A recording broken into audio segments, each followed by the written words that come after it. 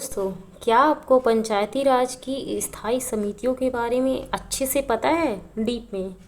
अगर नहीं पता है तो वेलकम टू पंचायती राज की सीरीज़। इसमें हम लोग हरिराम पटेल के बुक से पूरा पंचायती राज कंप्लीट कर रहे हैं, जो कि लेटेस्ट एडिशन है, बुक का 9th एडिशन है। इससे मैं आपको पूरा पंचायती राज पढ़ा रही हूँ और इसी सीरीज़ में आज हम लोग देखने वाले हैं चैप्टर 17।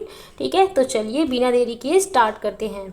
देखो, पंचायती राज व्यवस्था में ना त्रिस्तरीय पंचायतों को अपने कर्तव्य एवं कार्य निर्वहन हेतु स्थायी समितियां गठन करने का अधिकार है। प्रत्येक समिति ऐसी शक्तियों का प्रयोग करेगी जो पंचायत द्वारा उनको सौंपी जाएगी। मतलब बहुत सारे इसमें जो समिति बनते हैं, बेसिकली 5 समिति बनती है और उनको जो कार्य दिया जाएगा वो उस कार्य को करेंगी वो समितियाँ। ठीक है, और समिति के अकॉर्डिंग कार्य डिसाइड होता है और पर्टिकुलर समिति पर्टिकुलर कार्य करती है ना। तो चलिए देखो, ग्राम पंचायत 5 समिति बनती है ग्राम पंचायत में, और धारा कौन सा है? धारा 46 के तहत 5 समिति बनती है।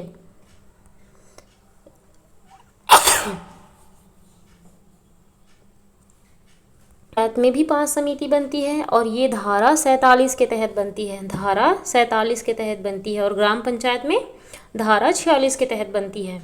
देखो, अब वो समिति कौन कौन सी हुई? 5 समिति, सब में 5 समिति हो गई, इसमें कोई कन्फ्यूज़न नहीं है। यहाँ पे पूछा जा सकता है ऑब्जेक्टिव में कि 3 समिति बनती है, 2 समिति बनती है, 5 समिति बनती है, 8 समिति बनती है, लेकिन आपको सिर्फ 5 में ही अड़े रहना है। ठीक है, सामान्य प्रशासन समिति है ना, ग्राम पंचायत लेवल पे। शिक्षा, स्वास्थ्य तथा समाज कल्याण समिति। तीसरा है कृषि, राजस्व एवं वन समिति। चौथा है निर्माण एवं विकास समिति और 5वां है ग्राम गोठान समिति। ठीक है, और जनपद और जिला पंचायत में कौन कौन सी समिति होती है? सामान्य प्रशासन समिति, जो उसमें थी वही, लेकिन यहाँ पे शिक्षा, स्वास्थ्य व समाज कल्याण नाम है, लेकिन यहाँ पे सिर्फ शिक्षा समिति नाम है। ठीक है, और यहाँ पे ग्राम पंचायत में कृषि, राजस्व एवं वन समिति नाम है, यहाँ पे सिर्फ कृषि समिति नाम है।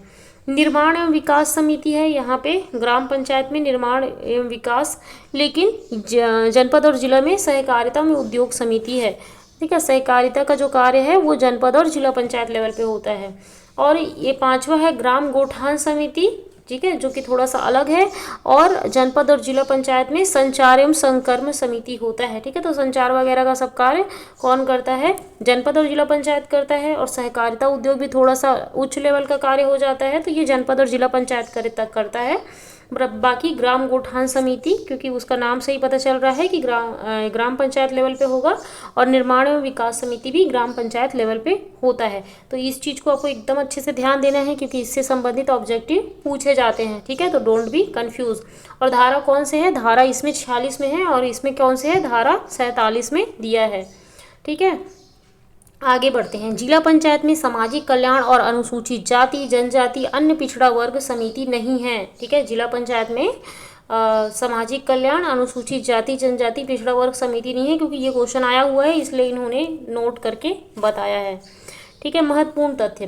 प्रत्येक स्तर का प्रमुख अपने स्तर के सामान्य प्रशासन समिति के पदेन सभापति होते हैं, जबकि उप प्रमुख शिक्षा समिति के सभापति होते हैं। ठीक है, तो जो सामान्य प्रशासन समिति होता है वो हर एक क्षेत्र में बनता ही बनता है ना, ग्राम पंचायत में भी, जनपद पंचायत और जिला पंचायत में भी। तो जो सामान्य प्रशासन जो समिति का जो पदेन सभापति कौन होगा? उसका अध्यक्ष होगा। अध्यक्ष मतलब हेड। तो ग्राम पंचायत का हेड कौन होता है? सरपंच होता है।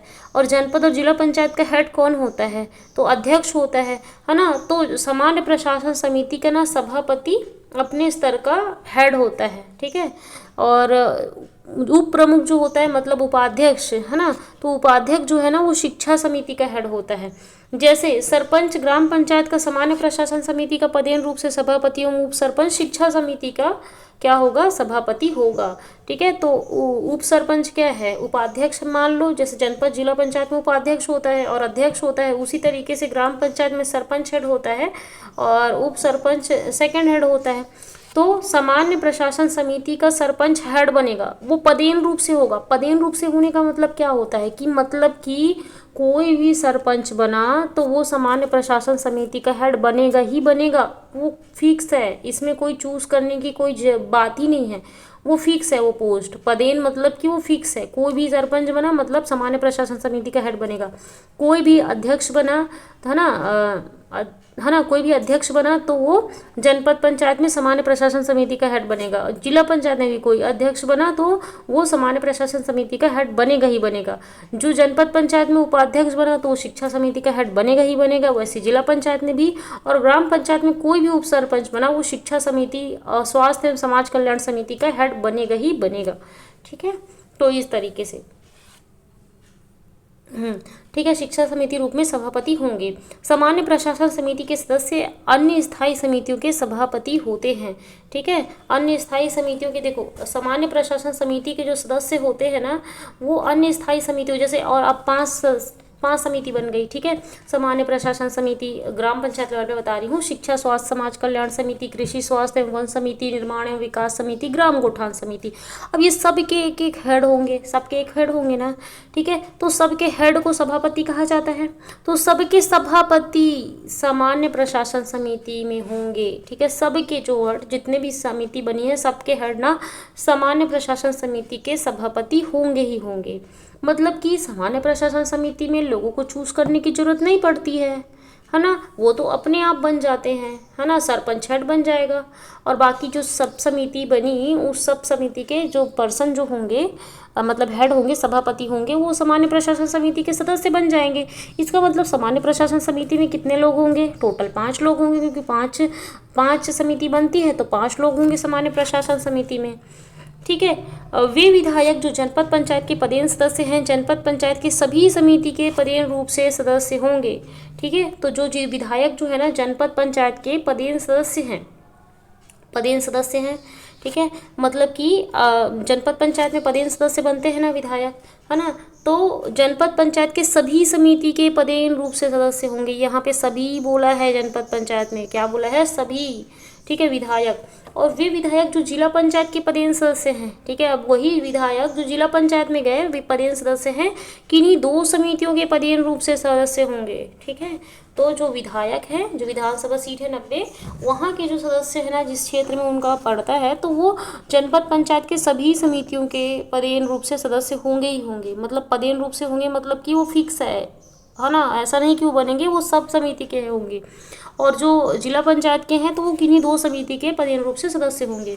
वे सांसद, ठीक है, सांसद मतलब लोकसभा राज्यसभा सांसद जो जिला पंचायत के पदेन सदस्य हैं, स्वेच्छा से किन्हीं 2 समितियों के सदस्य होंगे। ठीक है, स्वेच्छा से किन्हीं 2 समितियों के सदस्य होंगे। ठीक है, ठीक है। उसके बाद में ये चीज़ याद रखिएगा, ये क्वेश्चन बहुत पूछा जाता है। ठीक है, सामान्य प्रशासन तथा शिक्षा समिति को छोड़कर अन्य समिति के सदस्य ही अपने में से किसी एक सदस्य को सभापति के रूप में निर्वाचित करते हैं। ठीक है, तो सामान्य प्रशासन शिक्षा समिति में तो बता ही चुकी हूँ मैं कौन आएगा, है ना, सभापति उपसभापति आएगा। अन्य समिति के सदस्य ना अपने में से ही किन्हीं एक सदस्य को सभापति के रूप में नामांकित करते हैं। ठीक है, तो इस तरीके से होता है। 2 तो पहले से फिक्स रहता है, बाकी सबको क्या करते हैं, चुना जाता है। ग्राम पंचायत की स्थायी समितियां उपबंध या प्रावधान किसमें किया गया है? तो छत्तीसगढ़ पंचायती राज अधिनियम की धारा 46 के अंतर्गत किया गया है। और जनपद पंचायत और जिला पंचायत की समितियों के बारे में कौन से धारा में बोला गया है? तो 47 में बोला गया है। ठीक है, उपबंध या प्रावधान छत्तीसगढ़ पंचायती राज अधिनियम की धारा 46 के अंतर्गत। और समितियों की संख्या क्या होती है? ग्राम पंचायत में 5 होते हैं। ग्राम पंचायत अपने कृत्यों तथा कर्तव्यों के निर्वहन के लिए 5 से अधिक स्थायी समितियों का गठन कर सकेगी। ठीक है, तो 5 से अधिक भी समिति बन सकेगी, लेकिन 5 समिति ही बनती है।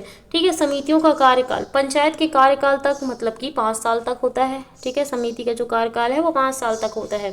सदस्यों की संख्या कितनी होती है? 4 होती है ना। सामान्य प्रशासन समिति में 5 होंगे, बताई थी। सब जितने भी समिति बने उसके सभापति कौन बनते हैं? सामान्य प्रशासन समिति के बन जाते हैं मेंबर, है ना। तो बाकी सब समिति में, ठीक है, शिक्षा समिति, संचार एवं संकर्म समिति, ये सब समिति में ना कितने सदस्य होंगे? 4 सदस्य होंगे। सामान्य प्रशासन में 5 होंगे। समितियों के सदस्य ग्राम पंचायत के प्रत्यक्ष निर्वाचित पंच, ठीक है, जो प्रत्यक्ष निर्वाचित जो पंच है ना, अधिकतम 2 समितियों के सदस्य हो सकते हैं। ठीक है, तो सपोज 20 पंच हैं, ठीक है, तो वो ना एक पंच क्या कर सकता है? पंच जो है अधिकतम 2 समितियों का सदस्य हो सकता है, ठीक है। परंतु संबंधित समिति के विषय वस्तुओं का अनुभव या विशेषता ज्ञान रखने वाले किसी भी ऐसे 2 व्यक्तियों को, ठीक है, देखो जो पंच है वो 2 समितियों का सदस्य हो सकता है, और 2 व्यक्तियों को अलग से पंचायत समितियों में संयोजित या शामिल किया जा सकता है, जिन्हें समिति की बैठक में किसी विषय वस्तु पर मत देने का अधिकार नहीं होगा, ठीक है, मत नहीं देगा जिसको रखा जाएगा, और ये एक विशेषज्ञ होंगे जो कि बताएंगे कि यहाँ पे क्या करना चाहिए क्या नहीं करना चाहिए, मतलब सलाह देने का कार्य होगा उनका। इसके अलावा आवश्यकतानुसार ग्राम पंचायत की बैठक में शासकीय अधिकारियों तथा अन्य विषय विशेषज्ञों को सलाह देने के लिए आमंत्रित किया जा सकता है, ठीक है, आमंत्रित किया जा सकता है सलाह देने के लिए। समितियों की बैठक प्रत्येक माह में कम से कम एक बार, यदि आधे से अधिक सदस्य लिखित तौर पर अगर बोलते हैं, आधे से अधिक मतलब 50% से अधिक लोग, है ना, लिखित में अगर बोलते हैं समितियों की बैठक, महीने में एक बार तो समिति की बैठक होगी ही होगी, लेकिन अगर आधे से अधिक लोग बोलते हैं कि अभी बैठक कराया जाना है, तब वहाँ पे बैठक होगा। अनुशंसा मांग करे तो 10 दिन के भीतर सभापति को विशेष बैठक बुलाना आवश्यक है, ठीक है, 10 दिन के भीतर बुलाना पड़ेगा, ठीक है। समितियों का नियंत्रण ग्राम पंचायत के सामान्य नियंत्रण के अधीन आता है, समिति का नियंत्रण, और समिति का निर्णय जो है ना बैठकों में सदस्यों के बहुमत से लिया जाता है, ठीक है, जो सदस्यों का बहुमत होता है उसी से लिया जाता है। ऐसा नहीं कि अब हेड है तो हेड बोल देगा तो उसके अकॉर्डिंग होगा, जो मेंबर हैं उनके बहुमत से लिया जाता है। समिति की बैठक की जो सूचना है ना 3 दिन पहले दे दी जाती है, ठीक है, और हर महीने होता है इनका बैठक, और हर महीने होता है, और अगर ऐसा तब भी हो सकता है जब आधा से ज़्यादा लोग लिखित में बोले कि बैठाना है, मतलब बैठक करवाना है, जैसे 4 लोग हैं तो 2 लोग लिख के बोल दिए तो बैठक हो जाएगी, ठीक है। नोट, समिति में किसी सदस्य का पद रिक्त हो जाने पर ग्राम पंचायत की बैठक बुलाकर रिक्त पद को भरा जाएगा, जिस नए सदस्य का शेष अवधि के लिए होगा, मतलब जिसका कार्यकाल शेष अवधि के लिए होगा, मतलब सपोज एसटी का कोई पोस्ट था तो अब नया जो होगा, नहीं एसटी का यहाँ पे नहीं बोला है, मतलब जो नया पर्सन जो था वो 2 साल कार्य किया और उसके बाद में वो अपना पद रिक्त हो गया उसका, है ना, तो अब जो नया पर्सन बनेगा उसका कार्यकाल 3 साल का होगा, ठीक है। इन समितियों का कार्य विवरण ग्राम पंचायत की बैठक में रखी जाएगी, जो इनका कार्य का जो विवरण है ना वो ग्राम पंचायत की बैठक में रखी जाती है ना। और सरपंच एवं उप सरपंच अपने पदी समिति को छोड़कर किसी भी अन्य समिति के सदस्य नहीं हो सकेंगे, ठीक है, सरपंच और उप सरपंच नहीं हो सकेंगे। सरपंच किसका होता है बताओ, सरपंच होता है सामान्य प्रशासन समिति का, और उप सरपंच किसका होता है, शिक्षा समिति का। तो वो अपने जो समिति का जो हेड है उसके अलावा और किसी के हेड नहीं बन सकते, सदस्य भी नहीं हो सकते, ठीक है, हेड भी नहीं बन सकते, सदस्य भी नहीं हो सकते। कोई भी पंच अधिकतम 2 समितियों का सदस्य हो सकता है, किंतु एक से अधिक समिति, अब देखो उप सरपंच भी तो पंच था, लेकिन नॉर्मल पंच है वो 2 समिति के सदस्य हो सकते हैं, लेकिन उप सरपंच नहीं हो सकता, ठीक है, किंतु एक से अधिक समिति के सभापति नहीं हो सकते, ठीक है। एक मतलब तुम सदस्य तो 2 समिति के बन सकते हो, है ना, सपोज गोठान समिति के बन गए और बाकी किसी और समिति के बन गए, तो तुम सभापति सिर्फ एक ही समिति के होगे, ठीक है, हेड एक ही समिति के होगे, 2 समिति के नहीं हो सकते। समितियों द्वारा अंतिम रूप से निर्मित कोई विषय वस्तु 6 माह के बाद पुनः विचार के लिए लाई जा सकती है, ठीक है, मतलब कि अगर कोई विषय वस्तु पे विचार किया वो से सही नहीं लग रहा है तो अब उसको फिर से पुनः विचार के लिए लग रहा है लोगों को लाना चाहिए करके, तो 6 महीने के बाद लाई जा सकती है, परंतु कम से कम 3/4 मतलब 75% लोग, है ना, जो मत देने के हकदार हैं वो लिखित तौर पर सहमति दे, या विहित अधिकारी अनुविभागीय अधिकारी निर्देश देना, तभी ये फिर से वापस पुनर्विचार के लिए लाया जा सकता है ना। 6 महीने बाद कोई चीज़ को लग रहा है जो पुराना चीज़ सही नहीं है वो लाया जा सकता है, लेकिन जब 75% से ऊपर लोग अगर बोले कि इसको फिर से पुनर्विचार के लिए लाया जाना चाहिए, या फिर कोई विहित प्राधिकारी बोलता है कि उसको फिर से देखो वो बात, तो मतलब जो चीज़ उस समय लाया गया था उसको फिर से देखने की ज़रूरत है करके वो सही नहीं है, तो क्या किया जा सकता है, उस विचार को फिर से लाया जा सकता है। समिति के सभापति का निर्वाचन 1 माह के भीतर करना आवश्यक है, मतलब कि जो समिति का जो सभापति है ना उनका निर्वाचन 1 महीने के अंदर करना होता है। और वैसे भी ये भी हमने पढ़ा था कि प्रथम सम्मेलन 1 महीने के अंदर बुलाया जाना चाहिए, तो वैसे ही इसमें भी है। ग्राम सभा के सदस्य को स्थायी समिति में शामिल नहीं किया जाता, जो सदस्य है ना उनको नहीं शामिल किया जाता, और सहयोजी सदस्य को कभी भी समिति का अध्यक्ष नहीं बनाया जाएगा। ठीक है, सहयोजी जो सदस्य है ना उनको कभी भी समिति का अध्यक्ष नहीं बनाया जाता। किसी विषय पर दो समितियों के मध्य विवाद होने पर इस विषय को ग्राम पंचायत की बैठक में रखा जाएगा। ग्राम पंचायत की बैठक, इसमें पूरे पंच होंगे और निर्णय लिया जाएगा। स्थायी समितियों के प्रत्येक बैठक की अध्यक्षता सरपंच द्वारा किया जाता है। ठीक है, समितियों की जो प्रत्येक बैठक की जो अध्यक्षता है ना वो सरपंच द्वारा किया जाता है तथा उनकी अनुपस्थिति में उप सरपंच बैठकों की अध्यक्षता करेंगे। ठीक है, तो जो स्थायी समितियां हैं, जितनी भी समितियां बन गई, उसकी बैठक की अध्यक्षता कौन करेगा? सरपंच द्वारा किया जाता है तथा उनकी अनुपस्थिति में उप सरपंच बैठकों की अध्यक्षता करेंगे। ठीक है, इस चीज़ को ध्यान दीजिएगा। स्थायी समितियां, प्रावधान है छत्तीसगढ़ ग्राम पंचायत स्थायी समितियों के कार्य एवं शक्तियां, नियम 1994 के धारा 3 में दिया है कार्य एवं शक्तियां। ठीक है, सामान्य प्रशासन समिति। अब सामान्य प्रशासन समिति का सभापति कौन होगा? सरपंच होगा, पदेन रूप से होता है। कोई भी सरपंच बना ये सामान्य प्रशासन समिति का हेड बन ही जाएगा। सचिव, ग्राम पंचायत सचिव होगा, है ना, मतलब देखो सचिव जो है ना, जो मेन सचिव है वो सामान्य प्रशासन समिति का सचिव होगा।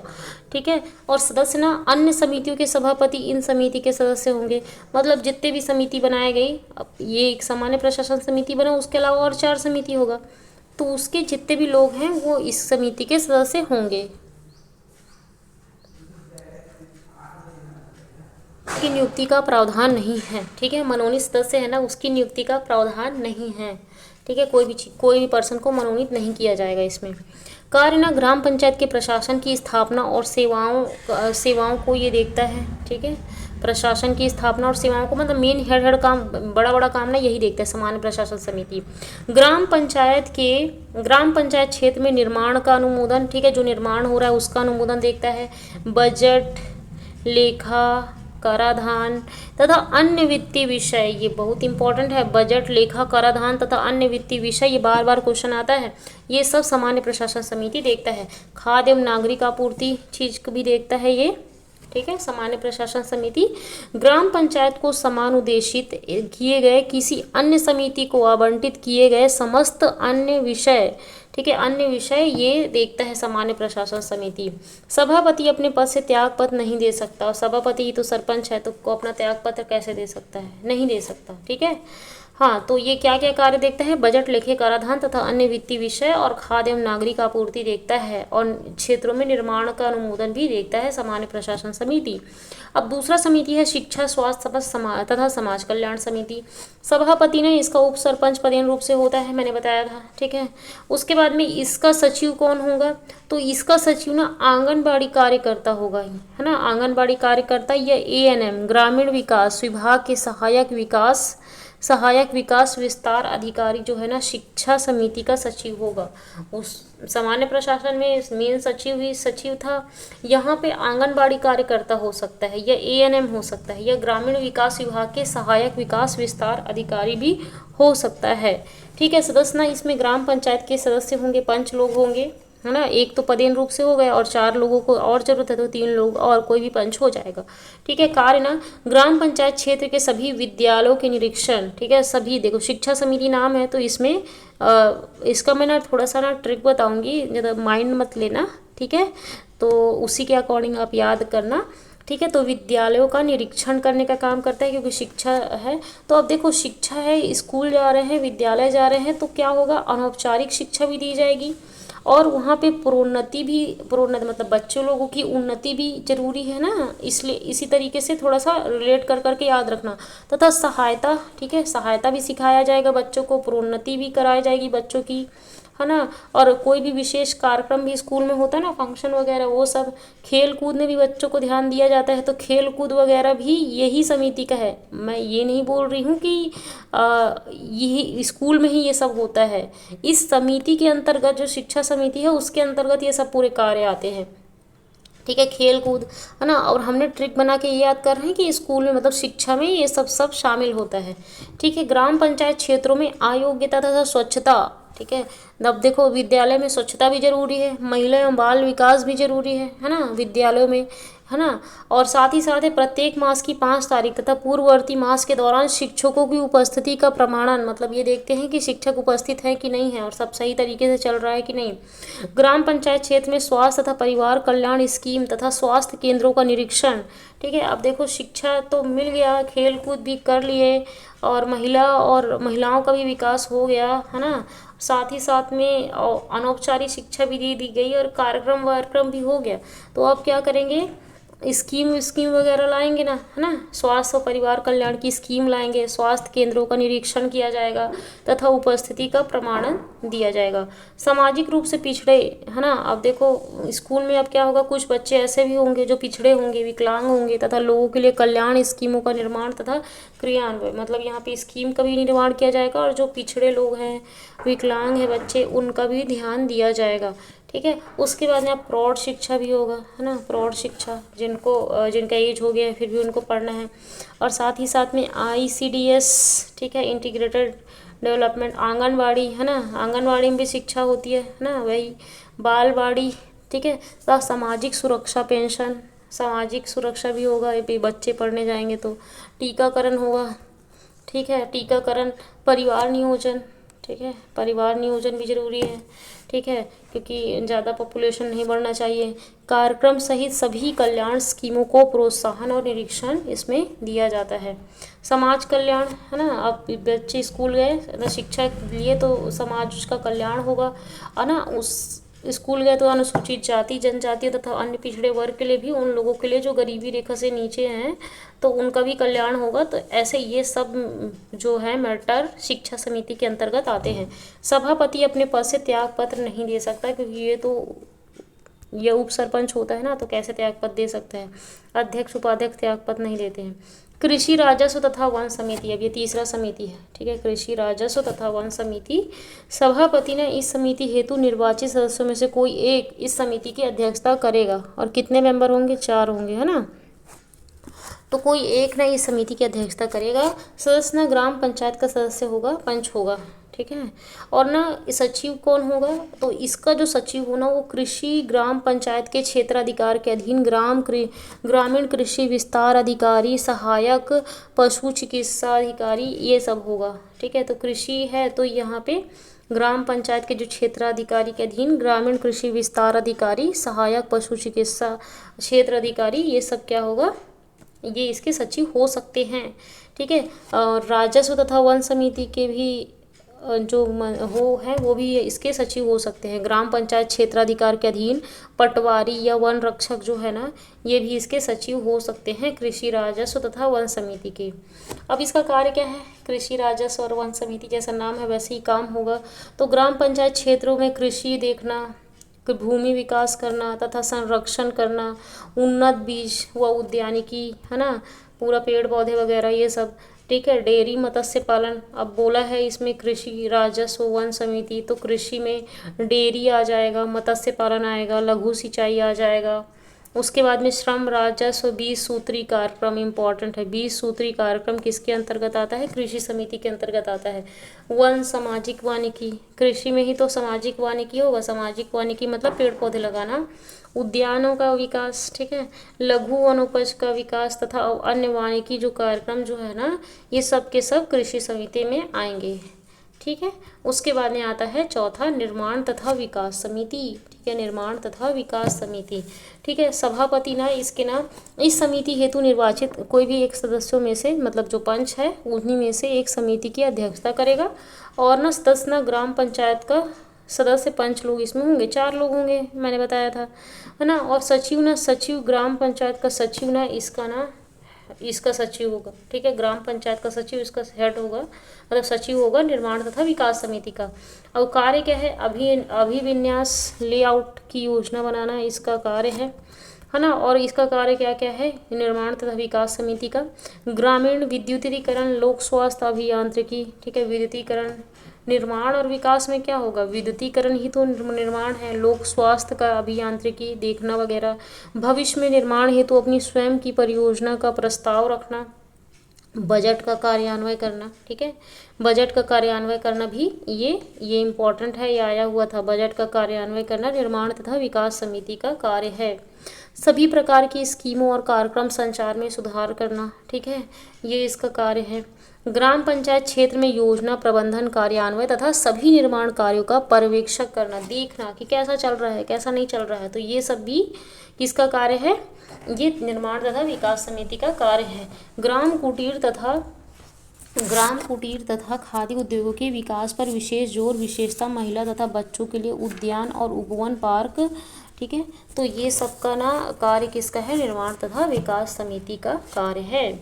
अब हम लोग आते हैं, देखो क्योंकि ये निर्माण और विकास समिति जो है ना वो ग्राम लेवल पे है, ठीक है, ग्राम पंचायत में है, जनपद और जिला पंचायत में नहीं रहेगी, ठीक है, तो इसको थोड़ा सा ध्यान देने की ज़रूरत है। निर्माण तथा विकास समिति यहाँ है लेकिन वहाँ नहीं रहेगी, ठीक है। उसके बाद में आता है गौठान समिति, और गौठान समिति भी जो है ना पांचवा, ये भी ना वहाँ पे नहीं होगी, जनपद और जिला पंचायत लेवल पे नहीं होगी गौठान समिति, तो हमको इसको भी थोड़ा ध्यान देने की जरूरत है। अब गांव लेवल पे ही गाय वाय वगैरह होगा तो उस गौठान समिति बनता है। छत्तीसगढ़ पंचायती राज अधिनियम के अंतर्गत ग्राम पंचायत नियम 1994 में उपनियम के खंड डा में ये दिया हुआ है गौठान समिति, और गठन ना ये प्रत्येक ग्राम में गौठान समिति बनेगा, ठीक है, और न्यूनतम ना इसमें 8 सदस्य होंगे और मैक्सिमम 13 सदस्य होंगे। कितने होंगे, 13 सदस्य होंगे, है ना। गौठान समिति में 1/3 मतलब 33%, 33.33% महिला सदस्य होना आवश्यक है, ठीक है, तो गौठान समिति में महिला सदस्य इम्पोर्टेंट है, 33%। इस समिति में 5 सक्रिय युवा प्रतिनिधि होंगे, ठीक है, जो युवा प्रतिनिधि हैं जो सक्रिय हैं, कार्य करना चाहते हैं। 2 महिला होगी, 3 पुरुष शामिल होंगे, ठीक है, जो कि ये सब चीज़ का कार्य अभी देख रहे हैं, है ना। और अध्यक्ष कौन होगा, ग्राम सभा द्वारा प्रस्तावित वह व्यक्ति जिसका नाम गांव की मतदाता सूची में हो तथा प्रभारी मंत्री द्वारा जिसका अनुमोदन किया गया हो। देखो तो जो प्रभारी मंत्री है ना वो इसका अनुमोदन करेगा कि गौठान समिति का हेड कौन होगा। गौठान समिति के हेड कोई भी पंच नहीं होता है, लोग ग्राम पंचायत में से एक पर्सन होगा, ठीक है, एक युवा होगा, ठीक है, गौठान समिति में। और प्रभारी जो मंत्री जो है ना, प्रभारी मंत्री जिसका अनुमोदन की करेगा वो होगा, ठीक है। और 33% इसे महिला की जरूरत होती है। 8 हो सकते हैं मिनिमम सदस्य, मैक्सिमम 13 हो सकते हैं, और इसमें 2 महिला 3 पुरुष शामिल होते हैं, है ना। और इसमें पंच नहीं होते, गांव के ही एक पर्सन हेड होता है। इस समिति का अध्यक्ष सरपंच नहीं होगा, सरपंच केवल इस समिति का पदेन सदस्य होगा, सिर्फ सदस्य होता है सरपंच, बाकी हेड नहीं होता। बैठक ना इसमें वर्ष में 2 बार होती है, ठीक है, बाकी सब समिति में 1 बार बैठक होना जरूरी है, 1 महीने में बोला गया था, लेकिन इसमें वर्ष में 2 बार होती है, मतलब 6 महीने में 1 बार, 6 महीने में 1 बार। ग्राम पंचायत का सचिव ना इसका सचिव होगा, तो ग्राम पंचायत का जो सचिव था वो और किस समिति का सचिव था, तो निर्माण तथा विकास समिति का भी सचिव था, जो कि बजट तथा कार्यान्वयन भी देखती थी, ठीक है। और सचिव किस चीज़ का सचिव था, तो बताओ, सामान्य प्रशासन समिति का भी सचिव ही सचिव था, है ना। तो यहाँ पे ग्राम पंचायत लेवल पे एक सचिव, जो सचिव है वो 3 समिति का सचिव बना, है ना, ठीक है। उसके बाद में आगे बढ़ते हैं। ग्राम गौठान समिति के सदस्य ग्राम सभा के अनुमोदन और संबंधित अनुविभागीय अधिकारी राजस्व की अनुशंसा से निम्नानुसार होंगे, ठीक है। तो कौन कौन होंगे, अब यहाँ पे कौन कौन मेंबर होंगे, मिनिमम 8 और मैक्सिमम 13 हो सकते थे, मैंने बताया था आपको, ठीक है। इसमें पॉपुलेशन मतलब इसमें जनसंख्या ज़्यादा है ना। तो माननीय प्रभारी मंत्री द्वारा अनुमोदित ग्राम सभा का सदस्य होगा, जो मंत्री अनुमोदित करेगा वो ग्राम सभा का सदस्य होगा, वो अध्यक्ष होगा, है ना, 1 होगा। उसके अंदर सरपंच होगा, सरपंच पदेन रूप से सदस्य होगा, तो ये 1 होगा, 2 हो गया। ग्राम पंचायत का सचिव होगा, पदेन सचिव होगा, है ना, तो वो हो गया 1, है ना, 3 हो गए। उसके अंदर सहायक पशु चिकित्सा क्षेत्र का जो अधिकारी है ना, पशु, अब यहाँ पे गौठान है तो पशु के चिकित्सा का तो देखभाल तो करना ही पड़ेगा ना, तो यहाँ पे ये हो गया, सदस्य होगा। उसके बाद सक्रिय युवा प्रतिनिधि, तो इसमें बोला गया था 2 महिला और 3 पुरुष होंगे, मतलब 5 हो गए, है ना। उसके बाद चरवाहा प्रतिनिधि, अब गौठान समिति है तो चरवाहा का जो प्रतिनिधि है तो होगा ही होगा, माननीय प्रभारी मंत्री द्वारा अनुमोदित किया जाएगा, यहाँ पे 1 होगा। वार्ड का जो पंच होगा, माननीय प्रभारी मंत्री द्वारा अनुमोदित 1 पंच होगा, 1 पंच तो इसमें होगा ही होगा। स्व सहायता समूह का जो प्रतिनिधि होगा, ठीक है, स्व सहायता समूह मतलब कि ये आपको पता ही है, आपने पढ़ा हुआ है, ठीक है। तो स्व सहायता समूह का जो प्रतिनिधि ना माननीय प्रभारी मंत्री द्वारा अनुमोदित जो सदस्य होंगे वो एक होंगे।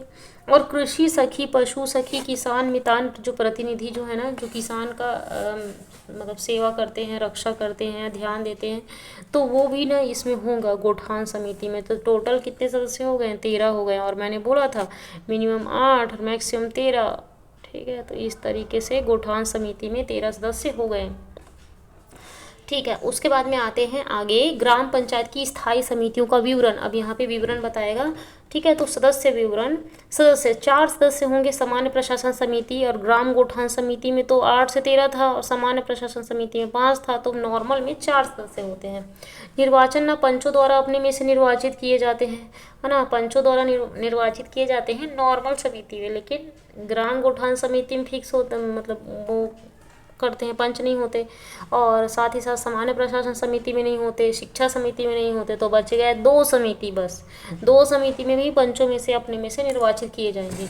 नोट, परंतु कोई समिति ऐसे व्यक्तियों को संयोजित कर सकेगी जो विषय विशेषज्ञ हों, मतलब जो विषय का ज्ञान रखते हों और जो सौंपे गए विवरण, सौंपे गए विषय, ठीक है, सौंपे विषय कार्य का अनुभव रखते हों, तथा ऐसे संयोजित व्यक्तियों को कार्यवाहियों के दौरान मत देने का अधिकार नहीं होगा, ठीक है। मत तो नहीं देगा जो विशेषज्ञ को लाया जाएगा, और विशेषज्ञ सलाह देगा, ठीक है। तथा किसी भी समिति के सभापति नहीं बन सकते, जो विशेषज्ञ होंगे वो समिति के सभापति नहीं बन सकते, सिर्फ विशेषज्ञ जो होते हैं वो सिर्फ सलाह देने का कार्य करते हैं।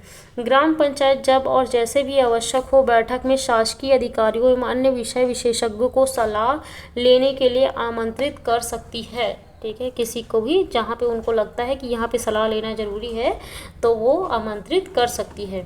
स्थायी समितियों पर ग्राम पंचायत का नियंत्रण होता है, तो जितने भी स्थायी समिति हैं उस पर ग्राम पंचायत का नियंत्रण होता है। तो कितनी सारी समिति हो गई बताओ, नाम बताओ, चलो रिपीट करो। ग्राम गोठान समिति, निर्माण तथा विकास समिति, कृषि कृषि तथा वन समिति, ठीक है। और कौन सा था समिति था बताओ? शिक्षा समिति था और सामान्य प्रशासन समिति था, ठीक है। तो कृषि राजस्व वन समिति मत भूलिएगा और निर्माण तथा विकास समिति भी मत भूलिएगा, ठीक है। नेक्स्ट है सभापति। सामान्य प्रशासन समिति का सभापति सरपंच होगा पदेन रूप से। शिक्षा स्वास्थ्य व समाज कल्याण समिति का सभापति उप सरपंच होगा पदेन रूप से, है ना। और शेष समिति जो बचे, है ना, सभापति ग्राम पंचायत द्वारा विशेष रूप से बुलाए गए सम्मेलन से संबंधित समितियों से निर्वाचित सदस्यों द्वारा अपने बीच में से सभापति निर्वाचित किए जाएंगे पंचों में से। वो तो 2 ही समिति में होगा सभापति, तो शिक्षा और सामान्य में तो 6 हो गए, गोठान में भी दूसरा लोगों में से 1 होगा, बाकी 2 बच गए, कृषि राजस्व तथा वन समिति और निर्माण तथा विकास समिति। इन दोनों में पंच में से 1 चुना जाएगा। परंतु कोई पंच एक से अधिक स्थायी समिति का सभापति नहीं होगा, ठीक है। एक से अधिक स्थायी समिति का सभापति नहीं होगा, सभापति नहीं होगा, लेकिन 2 समिति का मेंबर बन सकता है, सदस्य बन सकता है, लेकिन सभापति नहीं होगा, ठीक है। आगे बढ़ते हैं। आकस्मिक रिक्ति, स्थायी समिति के सदस्यों में से किसी सदस्य की मृत्यु, त्यागपत्र या अनर्हता या उसकी पदावधि के अवसान के पूर्व कार्य करने में असमर्थ होने की दशा में ऐसे पद में आकस्मिक रिक्ति हो गई समझी जाएगी तथा शीघ्रता से क्या होगी, भरी जाएगी, ठीक है। शीघ्रता से उस पोस्ट को भरा जाएगा। सम्मेलन, साधारण कामकाज के संचालन के लिए प्रत्येक स्थायी समिति का सम्मेलन ग्राम पंचायत के कार्यालय में अथवा किसी अन्य स्थान पर महीने में कम से कम 1 बार आयोजित किया जाएगा, ठीक है। महीने में कम से कम 1 बार आयोजित किया जाएगा स्थायी समितियों का सम्मेलन। समय व तारीख किए जाने वाला कामकाज दर्शाते हुए प्रत्येक सदस्य को दी जाएगी और ग्राम पंचायत के कार्यालय में प्रदर्शित की जाएगी, ठीक है। किए जाने वाला जो कामकाज जो है ना वो दर्शाने वाले प्रत्येक सदस्य को दी जाएगी और ग्राम पंचायत के कार्यालय में प्रदर्शित की जाएगी। सम्मेलन की अध्यक्षता किसके द्वारा की जाएगी, तो सरपंच के द्वारा की जाएगी। स्थायी समिति के प्रत्येक सम्मेलन की अध्यक्षता सरपंच करेगा, और अगर सरपंच उपस्थित नहीं है ना, तो उप सरपंच करेगा, ठीक है। गणपूर्ति आधे सदस्यों से होगी स्थायी समिति के सम्मेलन के लिए, ठीक है, आधे सदस्यों से गण पूर्ति होगी। ठीक है, जितने अगर सपोज 4 मेंबर तो आधे सदस्य अगर आ गए, 2 लोग आ गए तो गण पूर्ति हो जाएगी। यदि किसी सम्मेलन में गण पूर्ति ना हो तो पीठासीन प्राधिकारी सम्मेलन को ऐसी तारीख तथा समय के लिए स्थगित कर सकेगा जो उसके द्वारा नियत किया जाए, तथा इस प्रकार नियत किए गए सम्मेलन की सूचना ग्राम पंचायत किए गए सम्मेलन के लिए कोई गण पूर्ति आवश्यक नहीं होगी, किंतु ऐसे सम्मेलन के समक्ष कोई नया विषय विचारार्थ नहीं लाया जाएगा। जैसे ग्राम पंचायत में था वैसे ही टाइप का यहाँ पे था। ठीक है, कि सम्मेलन की अध्यक्षता की जाएगी, अगर गण पूर्ति नहीं हो पाया तो सम्मेलन कर लिया जाएगा, लेकिन कुछ इंपॉर्टेंट विषय पे चर्चा यहाँ पे नहीं किया जाएगा अगर गण पूर्ति नहीं है तो। बहुमत द्वारा प्रश्नों का विनिश्चय, स्थायी समिति के किसी सम्मेलन के समक्ष लाए गए समस्त प्रश्नों का विनिश्चय उपस्थित तथा मत देने वाले सदस्यों के बहुमत के द्वारा किया जाएगा। ठीक है, बहुमत के द्वारा किया जाएगा, है ना। पूरा सब मिल के ही कोई चीज़ को कोई आउटपुट में या फिर कोई रिजल्ट बताएंगे, बाकी किसी अध्यक्ष उपाध्यक्ष का इनका वर्चस्व रहेगा ऐसा कुछ नहीं होगा।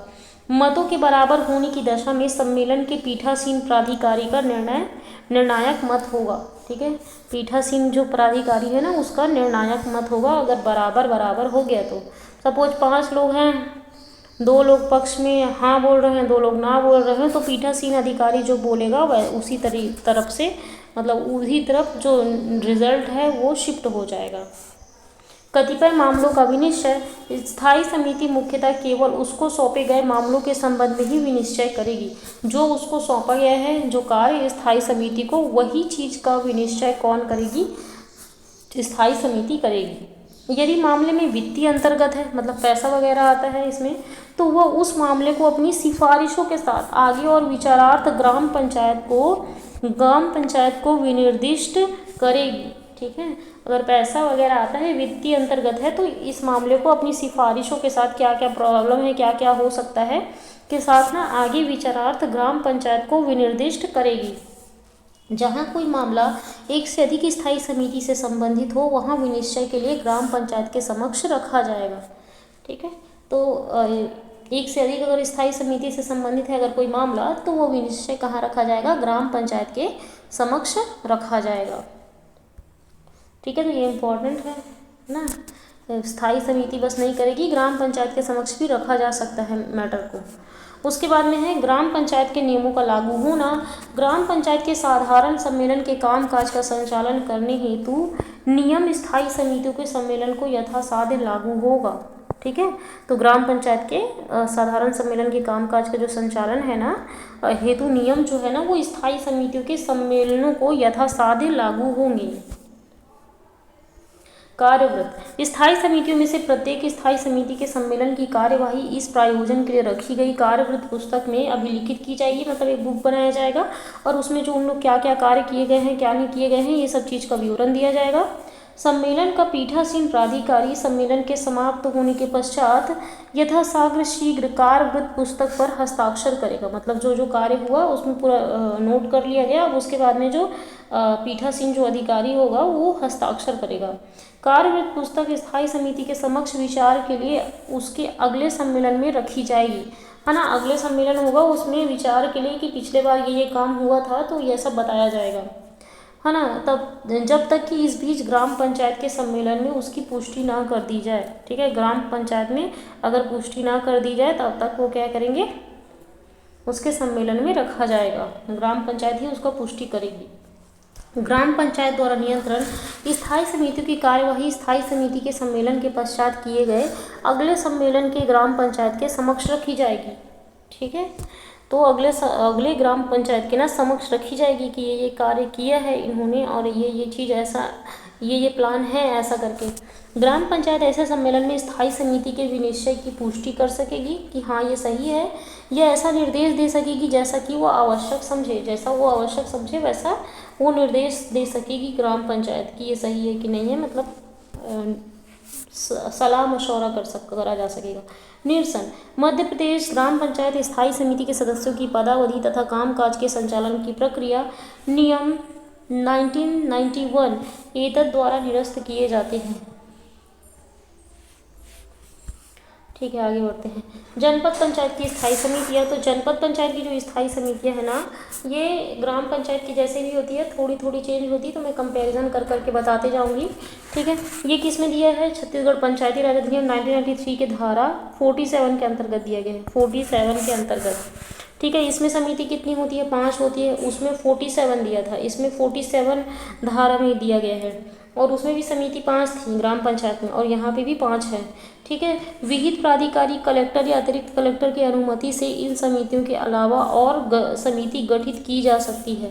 ठीक है, विहित प्राधिकारी या कलेक्टर या अतिरिक्त कलेक्टर अगर की अनुमति लेके कि हमको और ज़्यादा चीज़ों में कार्य करना है, तो हम और ज़्यादा समिति गठित करना चाहते हैं, तो अनुमति लेके की जा सकती है, समिति गठित की जा सकती है।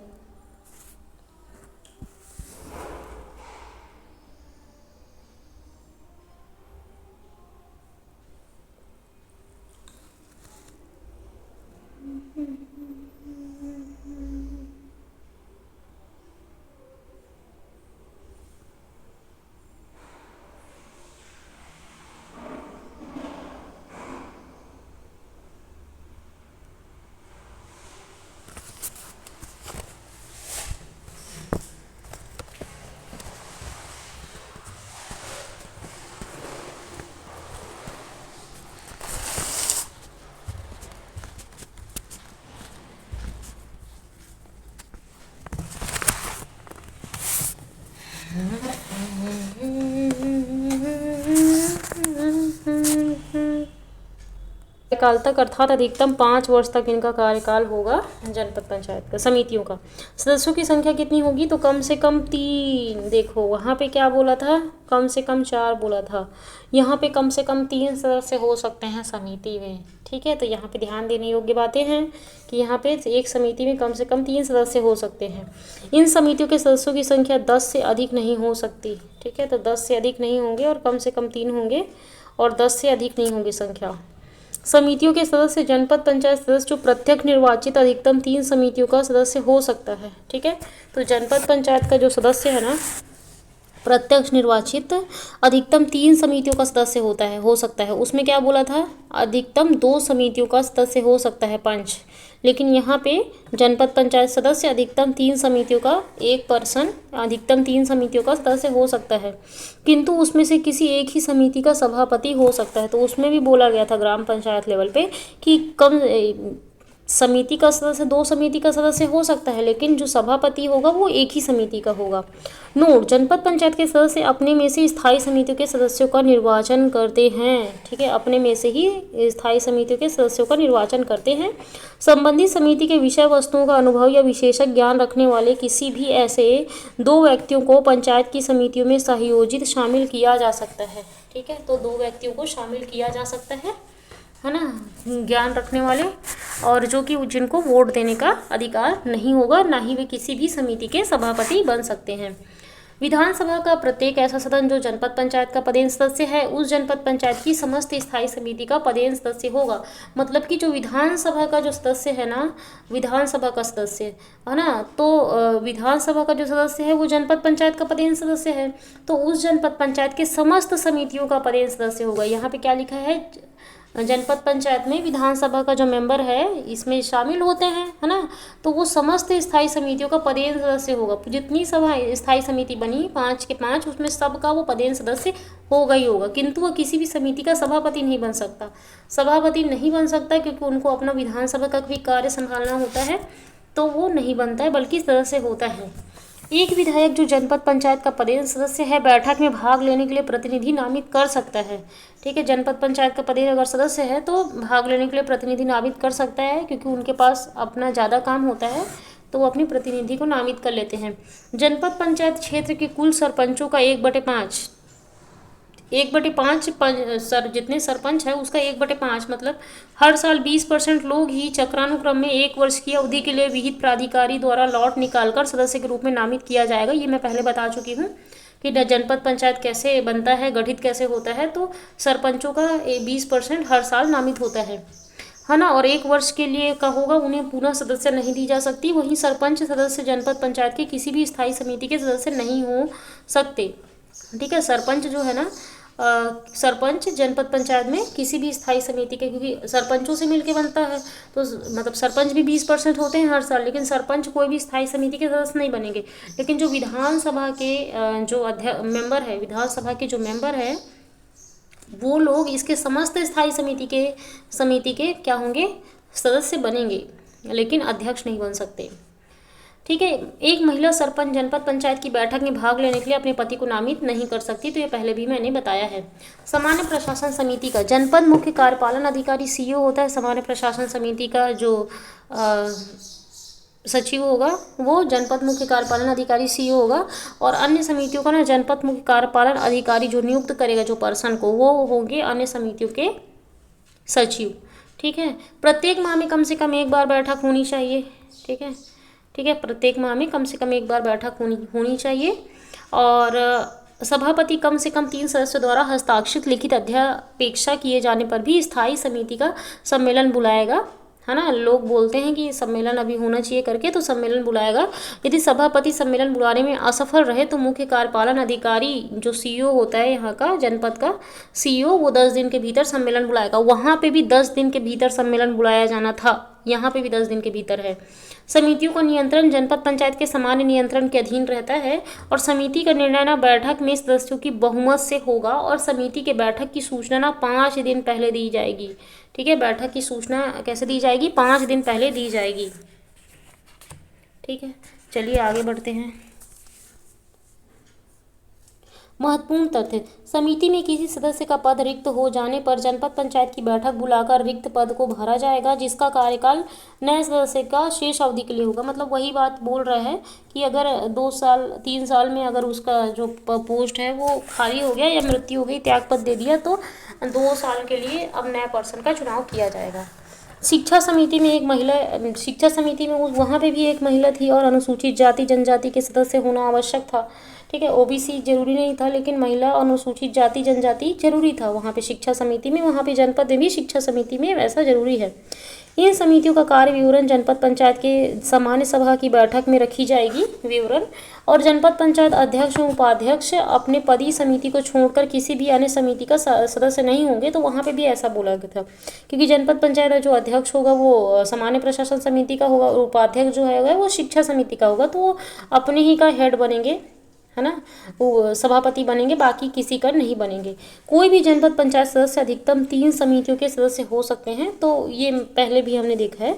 समितियों द्वारा अंतिम रूप से निर्णित कोई विषय वस्तु 6 माह के बाद पुनः विचार के लिए लाई जा सकती है। मतलब कि पहले जो विचार किया गया था किसी चीज़ में, तो 6 महीने हो गई, तो उसको फिर से पुनः विचार के लिए लाया जा सकता है, लेकिन कम से कम 3/4 मतलब 75% लोग लिखित तौर पर बोलें कि इस बात को मैटर को लाना जरूरी है, तब लाया जा सकता है।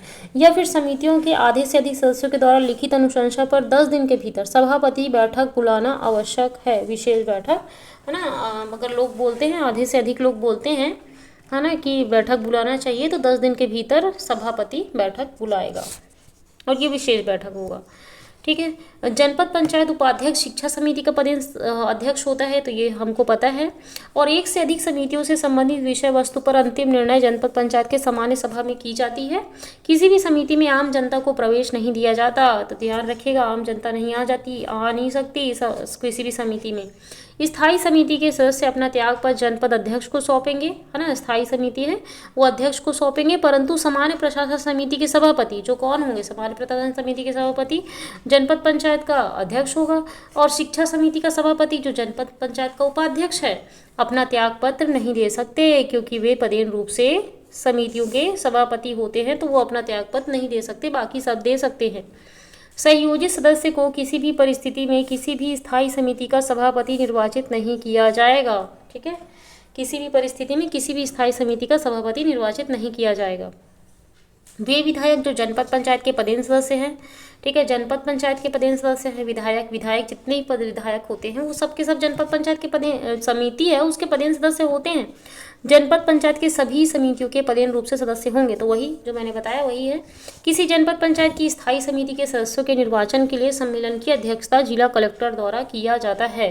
ठीक है। तो निर्वाचन के लिए ना, सदस्यों के निर्वाचन के लिए, जैसे सदस्यों का इलेक्शन करना है समितियों में, तो उसकी जो अध्यक्षता है ना जिला कलेक्टर के द्वारा किया जाता है, जिला कलेक्टर इसकी अध्यक्षता करता है।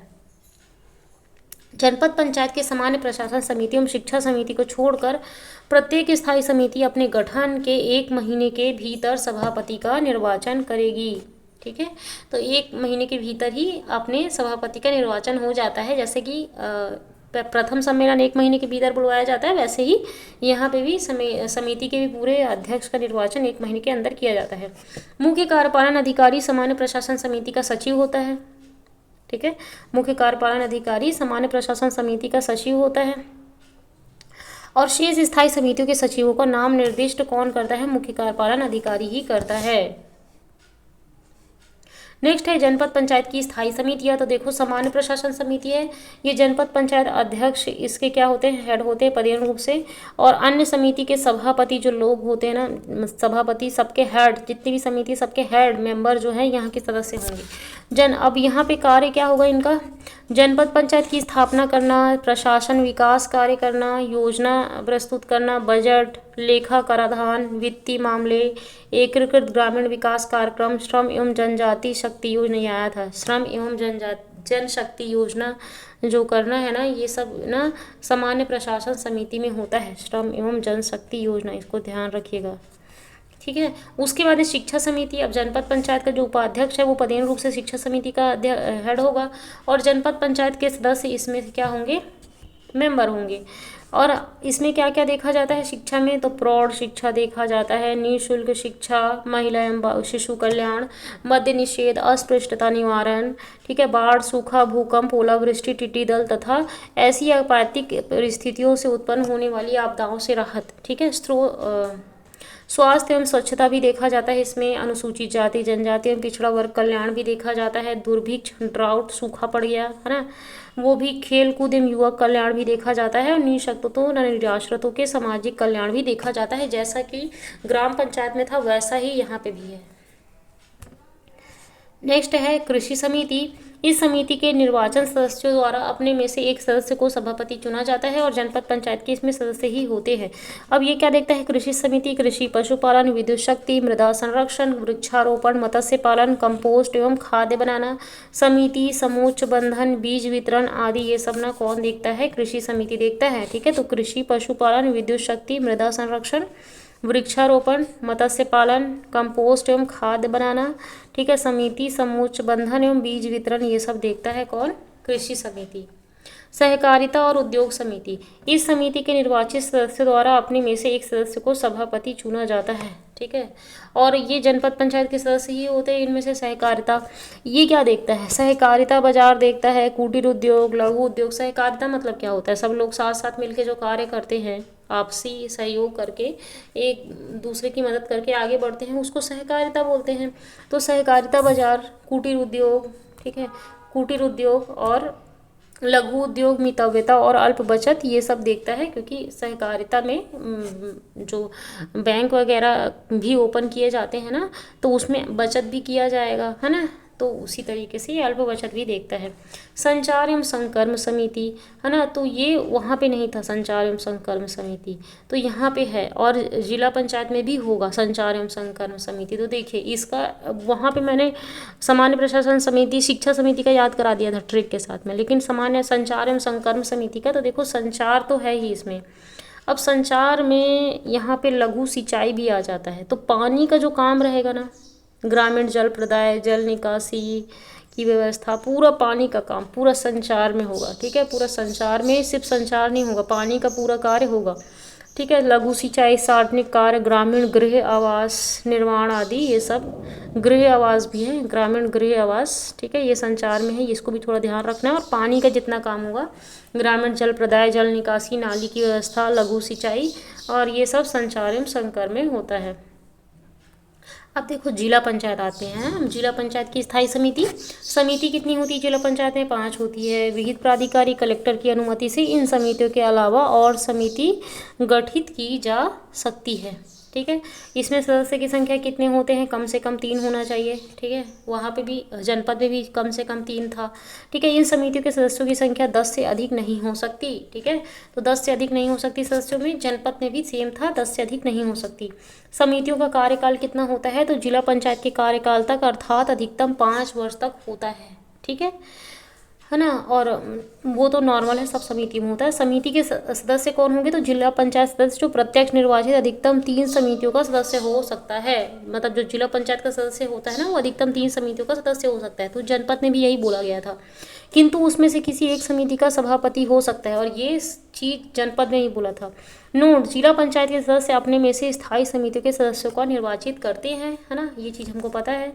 और संबंधित समिति के विषय वस्तुओं का अनुभव या विशेषज्ञ ज्ञान रखने वाले किसी को भी, 2 व्यक्तियों को, वहाँ पे भी 2 व्यक्ति था, 2 व्यक्तियों को पंचायत की समितियों में संयोजित शामिल किया जा सकता है, लेकिन ये वोट नहीं दे सकते, है ना, और सभापति भी नहीं बन सकते।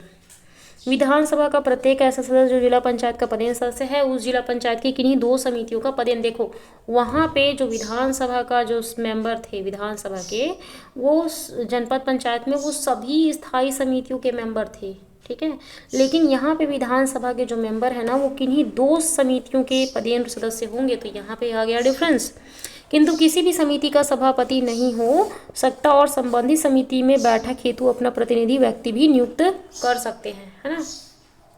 संसद का देखो, जो जिला पंचायत है वो संसद से मिलकर ही बनती है। तो संसद का ना, लोकसभा और राज्यसभा का सदस्य प्रत्येक ऐसा सदस्य जो जिला पंचायत का केवल पदेन सदस्य है, उस पंचायत की किन्हीं 2 समितियों का स्वेच्छानुसार पदेन सदस्य होगा। संसद का सदस्य भी यहाँ पे 2 समितियों का स्वेच्छानुसार सदस्य बन सकता है, और विधानसभा के जो मेंबर है वो भी इसमें दो स्थायी समिति का सदस्य बन सकता है। किंतु किसी भी समिति का सभापति नहीं होगा, ठीक है, सभापति नहीं होगा। ना विधानसभा के मेंबर यहाँ के सभापति हो सकते हैं जिला पंचायत में, ना ही संसद के जो सदस्य हैं वो भी यहाँ पे सभापति नहीं हो सकते, और संबंधित समिति में बैठक हेतु अपना प्रतिनिधित्व व्यक्ति की नियुक्ति कर सकते हैं। समितियों के सचिव, अब देखो सामान्य प्रशासन समिति का जो है ना, वो जिला पंचायत का मुख्य कार्यपालन अधिकारी सीईओ ही होगा, क्योंकि हमेशा सामान्य प्रशासन समिति का जो सचिव होता है, वो जो कार्यकारी जो हेड होता है, मतलब जो गवर्नमेंट की एग्ज़ाम फाइट करके आता है, वही होता है। अन्य समितियों का ना, जिला पंचायत जो मुख्य कार्यपालन अधिकारी सीईओ जो नियुक्त करेगा ना, वही होगा। समितियों की बैठक प्रत्येक माह में कम से कम 1 बार होगी। ये तीनों समिति में था, मतलब ग्राम पंचायत, जनपद, जिला में 1 बार कम से कम बैठक होगी। सभापति कम से कम 3 सदस्यों द्वारा हस्ताक्षरित लिखित अध्यापेक्षा किए जाने पर भी स्थायी समिति का सम्मेलन बुलाया जाएगा। यदि सभापति सम्मेलन बुलाने में असफल रहे तो मुख्य कार्यपालन अधिकारी 10 दिनों के भीतर सम्मेलन बुलाएगा। तो सेम जनपद पंचायत की तरह ही है। समितियों का नियंत्रण जिला पंचायत के सामान्य नियंत्रण के अधीन आता है ये, और समिति का निर्णय ना बैठक में सदस्यों के बहुमत से लिया जाता है। समिति की बैठक की सूचना ना 5 दिन पूर्व दी जाती, तो ये चेंजेस है, वहाँ 10 दिन दिया था, यहाँ पे 5 दिन पहले दी जाती है। नहीं, ये नॉर्मल बैठक है ना, तो हाँ ये ठीक है। महत्वपूर्ण तथ्य, समिति में किसी सदस्य का पद रिक्त हो जाने पर जिला पंचायत की बैठक बुलाकर रिक्त पद को भरा जाएगा, जिसका कार्यकाल नए सदस्य की शेष अवधि का होगा, सेम टू सेम।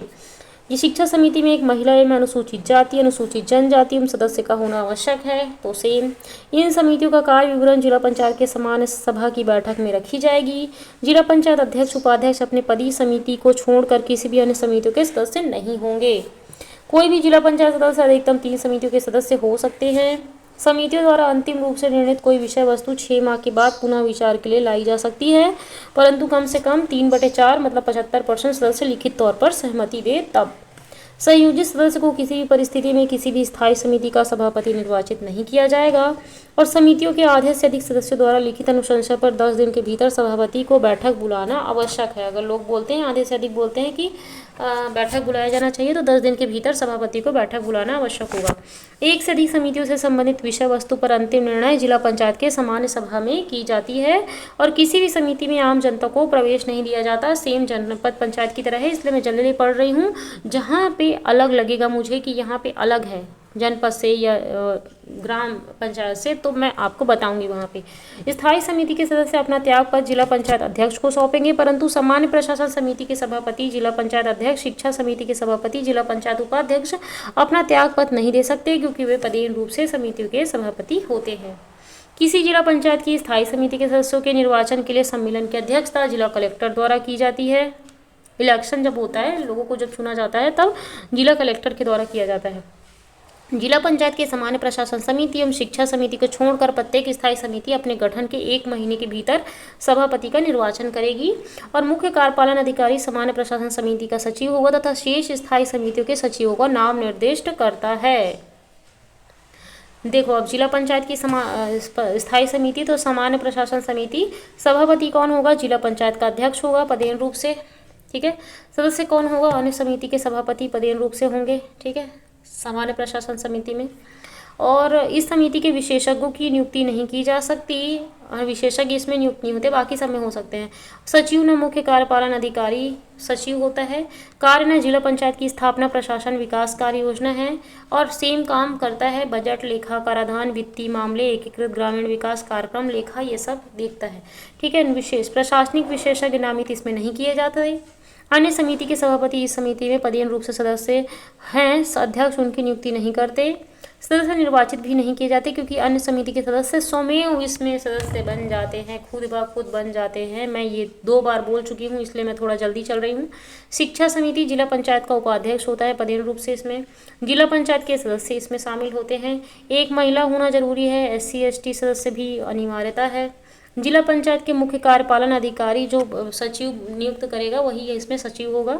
ये क्या क्या देखता है? प्रौढ़ शिक्षा, निःशुल्क शिक्षा, महिला एवं शिशु कल्याण, मद्य निषेध, अस्पृश्यता निवारण, स्वास्थ्य एवं स्वच्छता, अनुसूचित जाति जनजाति पिछड़ा वर्ग कल्याण, बाढ़, सूखा, भूकंप, ओलावृष्टि, टिड्डी दल तथा अन्य ऐसी आपत्तिक स्थितियों से उत्पन्न होने वाली आपदाओं से राहत और दुर्भिक्ष, सूखा पड़ गया, ड्राउट, खेल कूद एवं युवक कल्याण, ठीक है, और निःशक्त एवं निराश्रितों का सामाजिक कल्याण देखता है। अब देखो कृषि समिति, जनपद पंचायत जिला पंचायत में सेम होता है समितियों का नाम, बस ग्राम पंचायत में थोड़ा अलग होता है, वहाँ पे गौठान समिति भी होता है।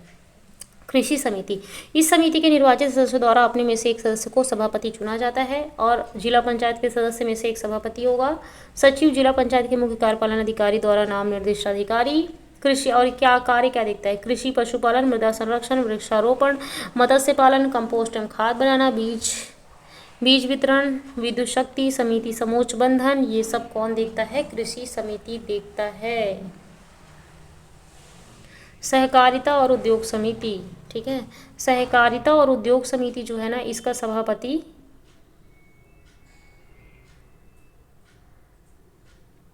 समिति को निर्वाचित सदस्य द्वारा अपने में से चुना जाता है और इसका कार्य क्या होता है? संचार, लघु सिंचाई, ग्रामीण गृह आवास निर्माण, ग्रामीण जल प्रदाय, जल निकासी, नाली की व्यवस्था, ये सब होता है, ठीक है।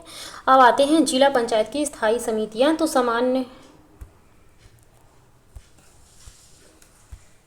तो यहाँ है जनपद और जिला पंचायत की स्थायी समितियों के संबंध में विशेष जानकारी। तो स्थायी समितियों के सदस्यों के निर्वाचन के लिए सम्मेलन की अध्यक्षता कौन करता है? तो सदस्यों के निर्वाचन के लिए मतलब कि वहाँ पे जब सदस्यों को चुनना रहता है तो कलेक्टर द्वारा नियुक्त अधिकारी जो है ना वो सम्मेलन की अध्यक्षता करता है जब लोगों को चुनना होता है तब। स्थायी समितियों का सचिव कौन होता है? तो सामान्य प्रशासन समिति का मुख्य कार्यपालन अधिकारी होता है और अन्य समितियों का ना मुख्य कार्यपालन जो अधिकारी होता है मेन, वो नाम निर्दिष्ट करता है।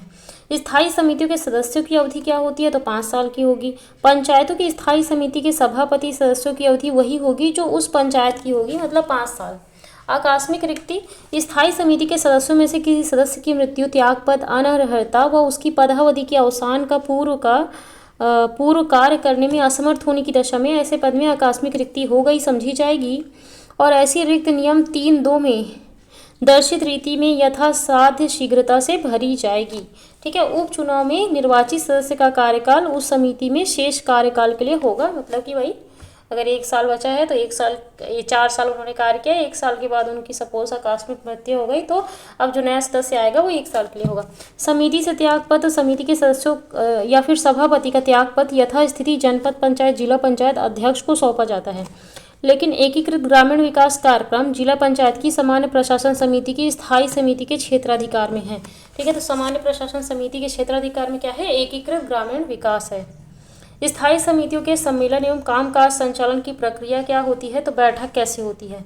साधारणतः कामकाज के संचालन के लिए प्रत्येक स्थायी समिति की बैठक सम्मेलन स्तर के कार्यालय में या किसी अन्य स्थान पर महीने में कम से कम एक बार ऐसी तारीख को, मतलब महीने में कम से कम एक बार होगी और ऐसी तारीख को तथा समय पर होगी जो ऐसी समिति का सभापति निर्धारित करे। मतलब सभापति निर्धारित करेगा कि इस जगह में होगा और इस तारीख को होगा। ठीक है। बैठक की तारीख से 3 दिन पूर्व ग्राम पंचायत, है ना, 3 दिन पूर्व ना ग्राम पंचायत में बताना पड़ता है, 5 दिन पूर्व जनपद और जिला पंचायत में बताना पड़ता है। ठीक है, कि होने वाला है। बैठक की सूचना उसकी बैठक तारीख, समय तथा स्थान और उसमें किए जाने वाले कामकाज दर्शाते हुए प्रत्येक सदस्य को दी जाएगी और पंचायत के कार्यालय में प्रदर्शित की जाएगी। बैठक तिथि निर्धारित करते समय ध्यान दिया जाना चाहिए कि बैठक की तारीख इस प्रकार नियत की जाए जिससे कि अन्य स्थायी बैठकों के सम्मेलन की तारीखों में टकराव न हो। ठीक है, मतलब कि बराबर बराबर न हो जाए। ठीक है। सभापति कौन होगा पता है आपको। स्थायी समिति की बैठक की अध्यक्षता संबंधित समिति के सभापति द्वारा तथा उसकी अनुपस्थिति में समिति द्वारा निर्वाचित सदस्य द्वारा की जाएगी। ठीक है। सभापति उस बैठक की अध्यक्षता करेंगे, लेकिन अगर सभापति नहीं है तो सदस्यों में से एक को चुना जाएगा और अध्यक्षता किया जाएगा। जहाँ कोई मामला एक से अधिक स्थायी समिति से संबंधित हो वो विनिश्चय के लिए पंचायत के समक्ष रखी जाएगी। ठीक है। उसके बाद में है गण पूर्ति, ये लास्ट है। स्थायी समिति की बैठक के लिए गण पूर्ति तस्मय गठित समिति के आधे सदस्यों का होगा। मतलब आधा सदस्य अगर आ गए, मैं पहले ही बताई थी हर जगह समिति में गण पूर्ति 50% ही है। यदि किसी बैठक में गण पूर्ति ना हो तो पीठासीन प्राधिकारी बैठक को ऐसी तारीख तथा समय के लिए स्थगित कर सकेगा जो उसके द्वारा नियत किया जाए तथा इस प्रकार नियत किए गए सम्मेलन की सूचना ग्राम या जनपद जिला पंचायत के कार्यालय में चिपकाई जाएगी। इस प्रकार स्थगित किए गए बैठक के लिए कोई गणपूर्ति, अगर स्थगित हो गया है बैठक और फिर भी उन लोग कुछ डिस्कस कर रहे हैं तो उसमें गणपूर्ति आवश्यक नहीं होगी, किंतु ऐसे बैठक में समक्ष कोई नया विषय विचार हेतु नहीं लाया जाएगा। ठीक है। बहुमत द्वारा प्रश्नों का विनिश्चय, तो ये स्थायी समिति के किसी बैठक के समक्ष लाए गए समस्त प्रश्नों का विनिश्चय उपस्थित तथा मत देने वाले सदस्यों के बहुमत के द्वारा किया जाएगा। मतों के बराबर होने की दशा में बैठक के पीठासीन प्राधिकारी का मत निर्णायक होगा।